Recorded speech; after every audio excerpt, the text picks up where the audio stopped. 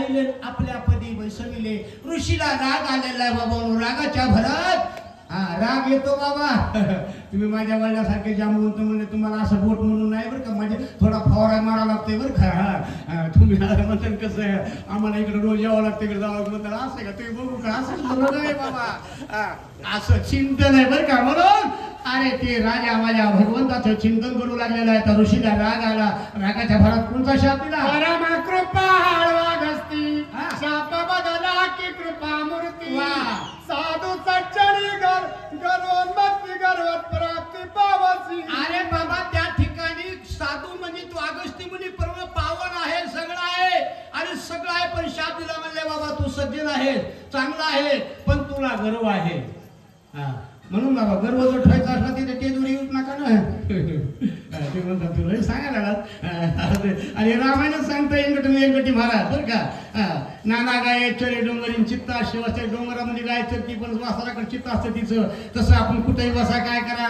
अरे रामायण काय सांगतोय काय नाही म्हणून अरे त्या साधूला शाप दिला. तो दयाने काय म्हणला साधू सच्चनी गर्वोन्मत्त तो तुझी बागा जाऊन मत ऐसा अगस्ती जवाब देतो.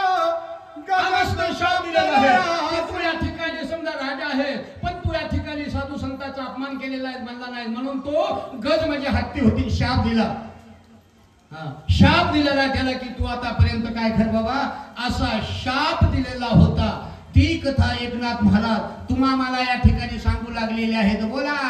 ब्राह्मणाच्या भक्ती साधू सच्चनी ध्यानोन्मत्ती रायाची गजत्वाची प्राप्ती मुळे अगस्तीच्या ताबडतोब या ठिकाणी ब्राह्मणानं कसं राहायचं कसं नाही म्हणून त्या राजाला होतं चांगलं पण अगस्ती मुनीचा शाप होता. शापामुळे गज म्हणजे हत्ती झाला. उपयोगच नाही ना बाबा. त्याच्यापेक्षा राजाचा ऋषींचा शाप असतो पण त्याच्यापेक्षा शाप आई वडिलाचा आहे बाबा. मी आई वडिलांवर जास्ती भर करतो बरं का बाबा. नो अरे तुम्ही काहीच करू नका ना.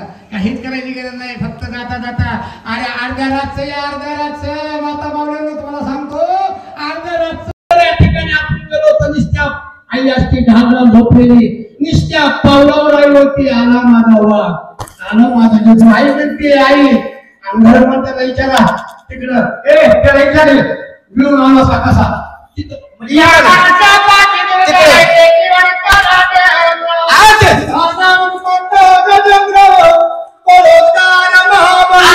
शाप दिलेला आहे म्हणून तो गजेंद्र त्या ठिकाणी शापाला हत्ती झाला. हत्ती होऊन त्या तळ्यामध्ये सरोवरामध्ये इकडं तिकडं हिंडू लागलेला आहे.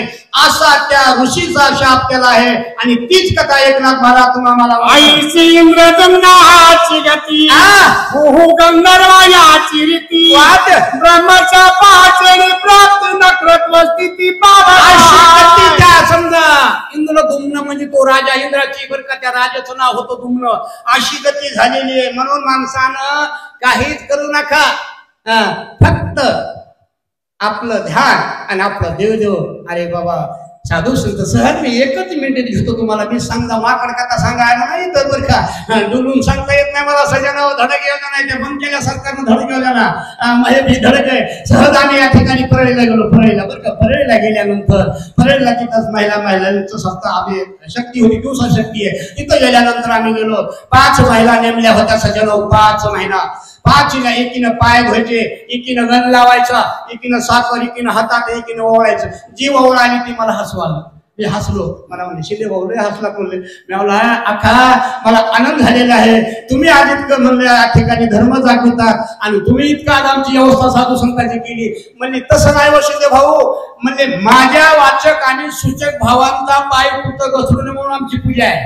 काय म्हणलं ते माझ्या वाचक सुशेक जी समजा सांगणारे पोत्या वाचविणारे त्या पाऊल त्यांचा वाकडा पडू नये म्हणून मी आम्ही प्रार्थना करतो. अशा महिला म्हणल्या बाबा घ्यावं लागतंय रामायण कथेले कसं राहायचं असं चिंतन चाललं. बोला पुढे.